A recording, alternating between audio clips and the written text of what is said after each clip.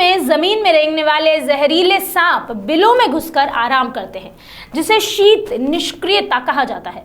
अब ठंड खत्म हो गई है और एक बार दोबारा वो अपने बिलों से बाहर निकलने लगे हैं और अपने भोजन की तलाश में रहवासी क्षेत्र में प्रवेश करने लगे हैं, जिसे सर्पदंश की घटना बढ़ने लगी है, यानी कि सांप काटने की घटनाएं बढ़ने लगी है। लंबे समय के बाद कोरबा मुख्यालय से 10 से 12 किलोमीटर दूर कुदुरमाल गांव में सुधीर यादव के घर रात करीब 12:30 बजे उस समय अफरा तफरी मच गई, जब पूरा परिवार सोने के लिए कमरे में बिस्तर लगाने लगा।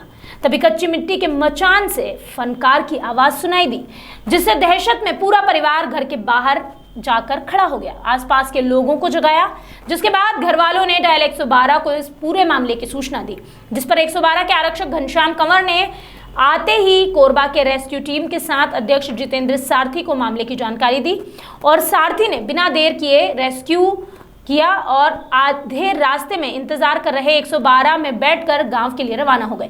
मौके पर पहुंचने पर सभी को रेस्क्यू होने तक बाहर ही रहने की सलाह दी गई। एक जहरीला नाग घर के कमरे से निकलकर एक किनारे आकर बैठ गया था, जिसे बड़ी सावधानी से बाहर निकाला गया। उसे थैले में रखकर घर वालों के साथ आसपास लोगों ने उसके बाद राहत की सांस ली।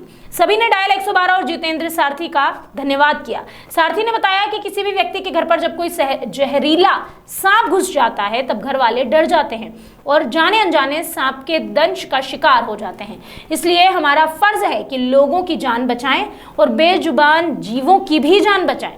एक गांव है, वहाँ 112 की टीम ने मुझे फ़ोन किया और पता चला कि वहाँ एक काफ़ी बड़ा सा कोबरा जो सांप है, जिसको हम गौहा बोलते हैं, वो बैठा हुआ है और गांव वाले लोग काफ़ी डरे हुए थे, परिवार वाले, जिस पे हम वहाँ पहुँचे और गांव के लोग लेने के लिए पहुँचे। साथ ही साथ 112 की लोगों ने भी मदद की उसमें और हम उसको फिर सुरक्षित रेस्क्यू करने पर सफल हुए।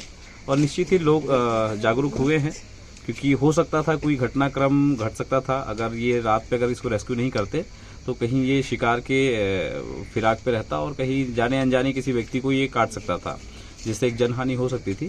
तो इसमें 112 की अच्छी पहल रही और उनके मदद से हम पहुंचे और सुरक्षित उसको रेस्क्यू किया।